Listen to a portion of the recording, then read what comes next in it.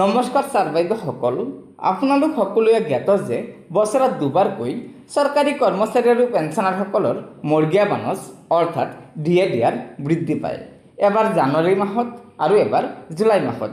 আৰু চৰকাৰী কৰ্মচাৰী আৰু পেঞ্চনাৰসকলে ইতিমধ্যে জানুৱাৰী 2026 বৰ্ধিত মৰ্গীয়া বানচৰ সুবিধা লাভ কৰিছে। আৰু জুলাই 2026 কৰ্মচাৰী আৰু পেঞ্চনাৰসকলৰ মৰ্গীয়া বানচ কিমান শতাংশ বৃদ্ধি পাব এই সন্দৰ্ভত ভাৰত চৰকাৰৰ শ্ৰম মন্ত্ৰালয়ে 30/6/2026 তাৰিখে মে 2026 AICPI IWৰ সূচাংক প্ৰকাশ কৰিছে। আৰু এই সূচাংকৰ আধাৰতে কৰ্মচাৰী আৰু পেঞ্চনাৰসকলৰ জুলাই 2026 মৰ্গীয়া বানচ বৃদ্ধি পাব।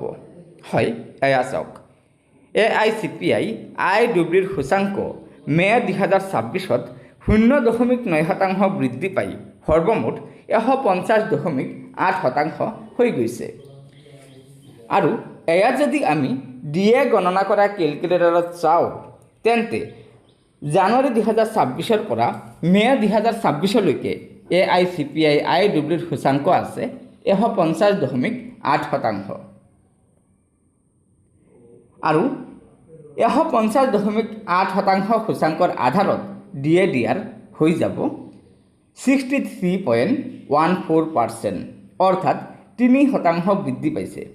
আৰু যদি জুন মাহত প্ৰকাশ পাবলগীয়া AICPI IWৰ সূচাংক বৃদ্ধি নাপায়ো, তথাপিতো কৰ্মচাৰী আৰু পেঞ্চনাৰসকলে পাবলগীয়া জুলাই মাহৰ মৰ্গীয়া বানচ 3% বৃদ্ধি পাব, সেয়া নিশ্চিত হৈ গৈছে।